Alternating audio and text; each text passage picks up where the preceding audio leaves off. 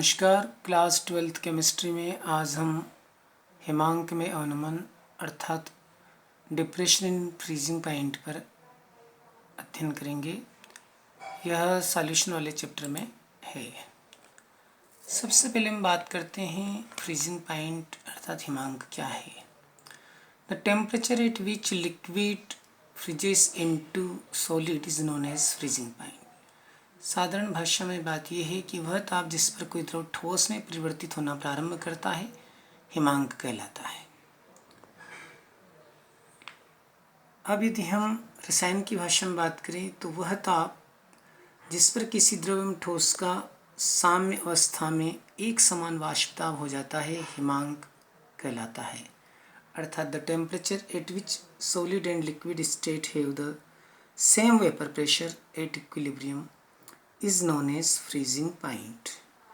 तो यहाँ पर साफ बात है कि साम्य अवस्था में द्रव और ठोस अवस्था का वाष्पदाब एक समान हो जाए, ऐसी अवस्था को हम जो है क्या कहेंगे, हिमांक कहेंगे। अब बात करते हैं हिमांक में अवनमन की। When a non-volatile solid is mixed in a liquid, then the freezing point of the liquid decreases. This is known as depression in freezing point. अर्थात जब किसी विलायक में कोई अवाष्पशील ठोस मिलाया जाता है तो विलयन की हिमांक में जो कमी आती है उसे हिमांक का अवनमन कहते हैं। And depression in freezing point is represented by delta T F, अर्थात इसको डेल्टा टी एफ से दर्शाते हैं। तो यहाँ पर भी बात साफ हो रही है कि एक विलायक है और उसमें अवाष्पशील ठोस अर्थात sodium chloride, potassium chloride, magnesium chloride ऐसे ठोस को यदि हम मिलाएं तो उसका हिमांक कम हो जाता है। हिमांक में यह कमी हिमांक में अवनमन कहलाती है। अब बात करते हैं इसके मैथमेटिकल कैलकुलेशन की। If freezing point of pure solvent is T1, freezing point of solution is T2। तो सॉल्यूशन कैसे बनाएंगे, नॉन वोलेटाइल सॉल्यूट को सॉल्वेंट में डिसॉल्व कर देंगे। Then depression in freezing point delta T F equal to T1 minus T2, अर्थात यदि शुद्ध विलायक का हिमांक T1 है, विलयन बनने के बाद उसका हिमांक हो जाता है T2, तो हिमांक में जो अवनमन होगा वो डेल्टा टी एफ बराबर T1 माइनस T2। तो यहाँ पर जो विलायक है उसमें से विलयन के हिमांक को हम घटा देंगे तो हिमांक में अवनमन हमको मिलेगा। तो यहाँ पर देखिए आप प्योर सॉल्वेंट यानी विलायक दिया है और ये सॉल्यूशन यानी विलयन है। और इसका प्योर सॉल्वेंट का जो टेम्परेचर है वो T1 आप देख रहे हैं और सॉल्यूशन बनने के बाद जो टेम्परेचर है वो है T2। और ये वो पॉइंट है जहाँ पर जो है ये फ्रोजन सॉल्वेंट में कन्वर्ट हो रहा है।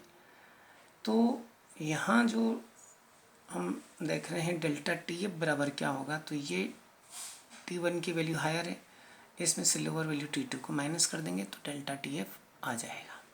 तो इस प्रकार हम हिमांक में अवनमन को प्रदर्शित कर सकते हैं ग्राफ की सहायता से। अब depression in freezing point is directly proportional to the molality of the solution. जैसा कि हम जानते हैं हिमांक में अवनमन विलयन की मोललता के समानुपाती होगा। तो delta T F is directly proportional to M, और इस प्रोपोर्शनलिटी को हटाया तो यहाँ पर हमने delta T F equal to K F into M. अब डेल्टा टी एफ क्या है, डिप्रेशन इन फ्रीजिंग पॉइंट अर्थात हिमांक में अवनमन हम देख चुके हैं पहले, और के एफ है molal freezing point depression constant, molal हिमांक अवनमन स्थिरांक, और एम है मोललता। मोललता को भी पिछली वीडियो में आप देख चुके हैं। अब यदि विलयन की मोललता 1 हो जाए तो ऐसी अवस्था में डेल्टा टी एफ बराबर के एफ हो जाएगा।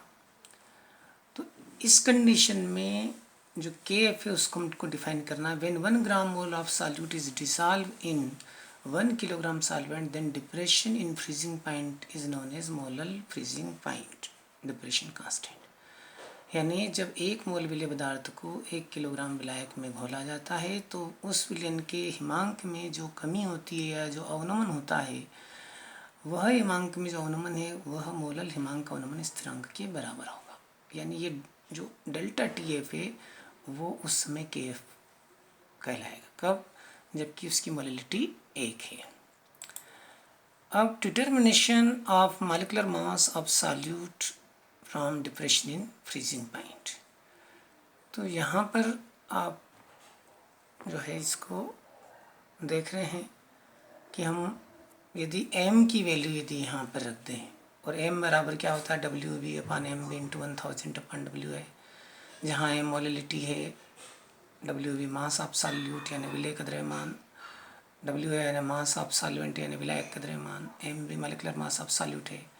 तो यदि इस वैल्यू को इस फार्मूले में रख दें तो आपको एक नया फार्मूला मिल जाएगा, डेल्टा TF बराबर KF into WB into 1000 upon M B into W है। तो इस प्रकार से हम we can determine the molecular mass of solute, यानी विलेय का आणविक द्रव्यमान यदि हमको निकालना तो एम बी यहाँ पे आ जाएगा।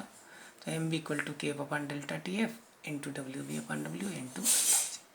तो इस फार्मूले की सहायता से हम विलेय का आणविक द्रव्यमान का निर्धारण कर सकते हैं। तो ये बहुत ही महत्वपूर्ण टॉपिक है आज के लिए। धन्यवाद।